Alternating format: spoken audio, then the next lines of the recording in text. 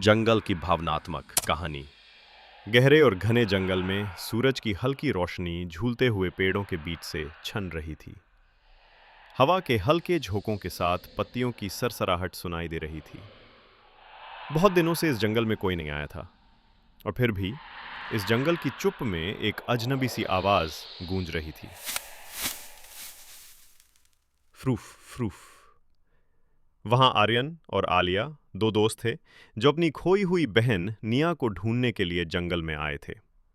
निया, जो सालों पहले इस जंगल में खो गई थी, उसे वापस पाने का उन्होंने संकल्प लिया था।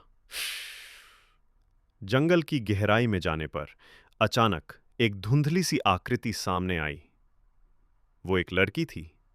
उसकी आंखें धुंधली और चेहरा पीला था। आलिया ने घबराकर पूछा, तुम कौन हो? तुम नहीं समझ सकते। तुम नहीं समझ सकते।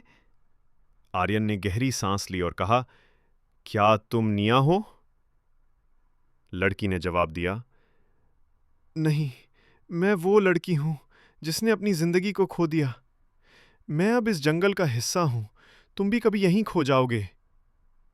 आलिया ने उसकी ओर देखा और महसूस किया कि वो एक भूतिया आत्मा थी जो जंगल की राहों में खो गई थी।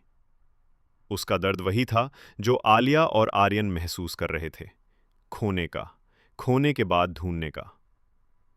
ये वही जंगल था जहां आलिया की बहन निया खो गई थी, और अब वो भी कभी यहां खो सकती थी। थक थक।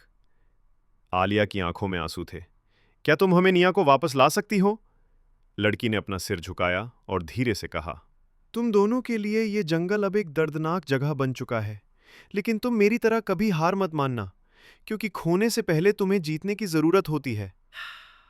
नहीं, नहीं। आलिया और आर्यन दोनों ने एक दूसरे को देखा। अब उन्हें एहसास हो गया कि निया को ढूंढने का रास्ता सिर्फ जंगल नहीं था, बल्कि एक आत्मिक यात्रा थी जो उनके दिलों को सशक्त बनाएगी।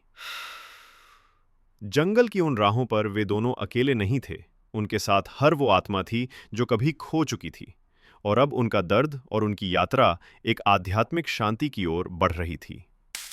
जंगल के बीच में एक सूनी सी चुप घिरी थी, जिसमें अब भी आलिया और आर्यन की उम्मीदें और जिंदगी के रास्ते अनमोल थे। अगर आपको भी ये कहानी दिल को छू गई है,